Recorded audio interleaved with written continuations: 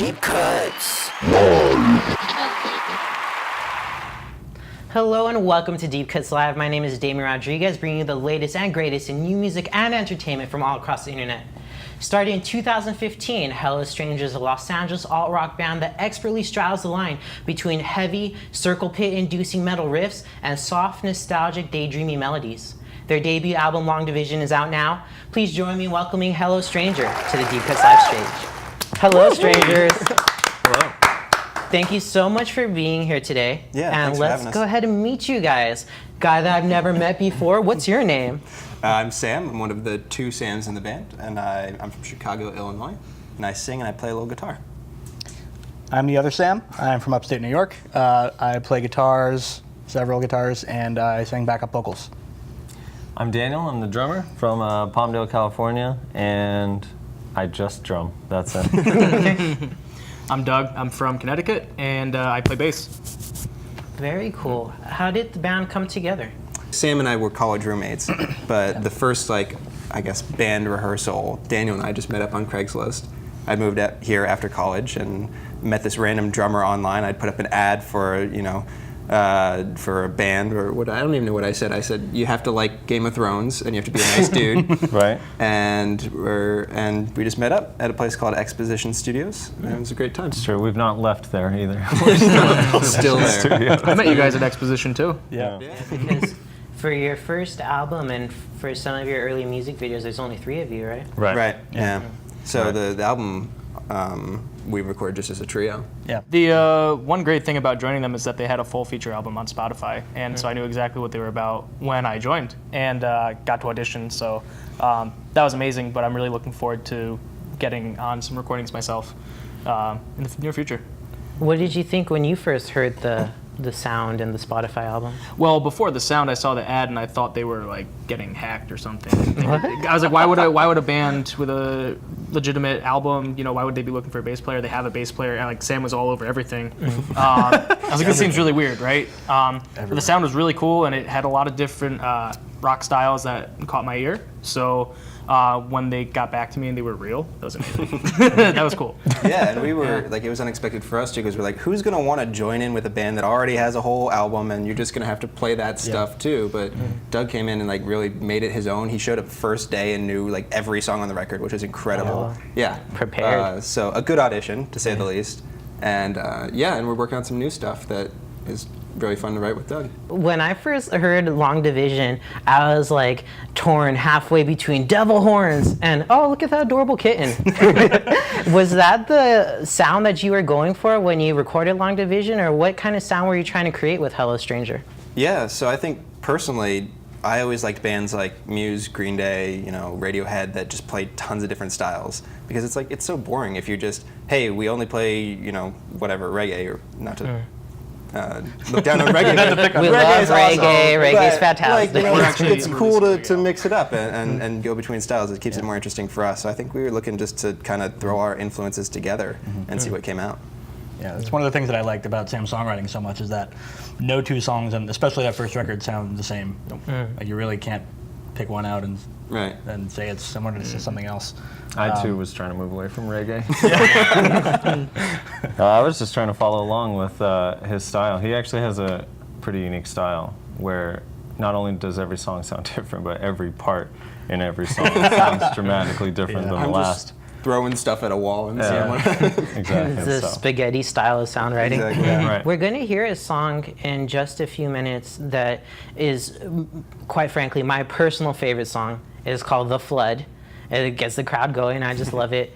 But tell the people at home a little bit about The Flood, the songwriting process behind The Flood, the recording. Give us a little bit of those tidbits. Sure. So I can speak to the songwriting process, and it actually was an older song that I didn't envision playing with the band, but I had recorded a demo of it, and I think the guys responded to it. And I thought it was a little outside of our style because it's a little heavier. But then, to get political, Trump won the election, and I went, oh crap, I'm just pissed off. So I rewrote the lyrics to the song and tried to capture what I was feeling at that moment. And it became, I think, one of our favorite songs to play. Yeah, I was a little, I don't want to say shocked, but I was taken aback a little bit by how heavy the song was when Sam brought it to us at first. but it was fun to play. I'm super into that stuff too. Just wasn't what I expected, but it worked out. Yeah, it was fun to record too. Just layering all those parts and doing all the vocal layers. And we had there was in the studio there was this little toy glockenspiel that we had that I recorded a little tiny thing in there that you can hear on the record that has no earthly business being in that song, but it worked, and it was fun to record. And now we have to tour with a glockenspiel everywhere we go. Yeah. Lug in the spiel. Right. Not only do you have Long Division out on all streaming services, but you also have a really good YouTube channel. It's really cool. You have some really cool music videos and also lyric videos on there. But you guys did those all yourselves. So tell me a little bit about that. Yeah, so our secret weapon is actually my girlfriend, Charlie Button. She has a lot of experience producing video content and all that stuff, so she said, hey, I want to do some performance videos for you guys. And it's actually a marathon shoot. We did all 11 songs from the record straight in a row, like 2 takes of each. One day in the studio, it was crazy. It was go, go, go. We were changing costumes in the back room. Everyone was running around naked and changing lighting setups in between everything. It was a real bonding experience. It was. It was awesome. So. Yeah, Charlie she really expertly set up lighting so that each song kind of has its own look.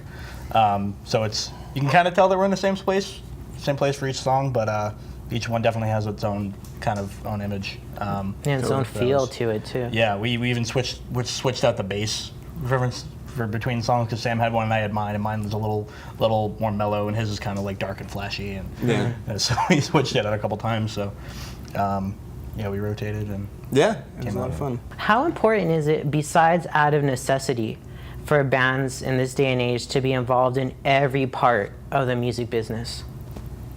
Yeah, it's a good question. I think that with the advances in technology and recording technology and access to distribution, it's been great because smaller bands like us have the ability to put our stuff out there and have a tremendous response. So that's incredible, but it also means that you have to, like you said, wear a ton of different hats. Like you have to take charge of your marketing, your branding, all that stuff. Once we get to, hopefully, the point where we have some resources behind us, if we're dealing with a label or a well-known producer or something like that, we'll have this experience of having done it ourselves, so we'll have a little bit more perspective into the process. And not to be like, hey, we're going to take the console from you, but it's nice to have control of your art and be able to weigh in. We're going to listen to another song, also off of Long Division, but this is a song that you wrote in 7th grade. So this is Virginia. Yeah, I had moved traumatically across the country from my home state of Virginia. I live just outside D.C., and moved when I was about 13 to Chicago. And so I wrote this song as a way to cope with the trauma of having been moved and uprooted, but it was cathartic. So it was something that Sam immediately enjoyed and latched onto when we met and we were playing and trading songs and all that stuff, and so we've kept it in the repertoire. Yeah, because you guys are college roommates, right? Yeah, there were a couple songs on Long Division that we played back then in college that pretty much have stayed the same in terms of their arrangement. We've added 2 more guys to the mix, and we added the steel guitar in Virginia, for example. But other than that, the songs are pretty much the same. I think that speaks to Sam's incredible songwriting intuition that this guy has. I've often heard that a band's first album is sometimes their strongest album because they've had 10 to 15 years to really master those tracks and really record them. And then the second and third album, they have to produce it in 1 or 2 years. And I'm a big fan of Long Division. So how do you keep the momentum, the sound, the energy of Long Division going to the project and the next project and then the project after that? Yeah. Well, I hope the next one is better than the first one. I mean, we just want to keep improving with each record. I think for me, just in my songwriting process, I find it hard to actually repeat myself in terms of a song style. So there's a natural evolution just because that's how I write. So I guess the guys can speak a little bit more to what they're hearing or if they're seeing a change. Yeah, knowing Sam for the period of time that I have, you can definitely see the evolution in his songwriting versus, for the first 11 songs that are on Long Division, and then the ones that we've started working on. I'm really seeing like how he's grown a little bit as a songwriter, and I'm really enjoying the new ones. Yeah. I'm really excited to have those out. Me too. I can't wait. Yeah, I'm so excited for our new material. I think another part of it is we're not 16, 17, 18 years old. he's been writing for a long time. So there's ideas that he's already played before, thought over, that he's riffing off of, that are evolving now, but aren't necessarily brand new, Sure. you know, from thin air. So he has a lot of material to work with, which is nice. And it's, you know, you've been playing music forever, so there's a lot to pull from. The new stuff we're working on is really good too. Yeah. Like everything that I've been working on with you guys since I started has been really fun. Yeah. I hope that maybe we can get a little boost away from, you know, like to evolve, as you were mentioning, Yeah. to get the first album and keep it going. Adding me in will give like a new element. That's something. Totally. And I think about that's a great point. Yeah. Now I know these guys, and we've been playing together for, I think, like 2 years, so I can write in so much as I write for them. They mostly come up with their parts, but like I can play to our strengths. I can say, oh, you know, Doug's gonna have an awesome little part right here, and I'm just gonna make space for that. Or, you know, Daniel or Sam will have a perfect thing right here. So it's really understanding who we are as a group now, and that's the evolution. Right. For me personally, like, his style works for me because, well, one, it changes, so it kind of keeps it interesting. Fast stuff, slow stuff, soft stuff, hard stuff. But he doesn't scream, so he sings over his music, which I like. We can do something heavy that doesn't sound like it's not us, because he's still gonna sing over it. Yeah, like growing up, I was obsessed with punk music, but as I became an adult, the only band that I really like from punk music is Bad Religion, and they're kind of like a similar thing. Like, they're heavy, but the singer just sings. So it's one of the things that I kind of gravitate towards with Sam, for sure. And we're gonna take a listen to a brand new song. So this is Hardline, and it's a new song we've just been working on. I think it's a different side of the band again, which is a little bit sexier, it's a little bit more modern rock. And so we were just excited to give this a shot, and it's certainly driven by Doug's awesome bass line. As Hello Stranger themselves, how do you hear your sound evolving? I think, like I said before, I think Sam's songwriting is evolving. But I think our songs, at least the ones we're working on now in the next record, are a little bit more cohesive in style. They kind of know what they want to do right away.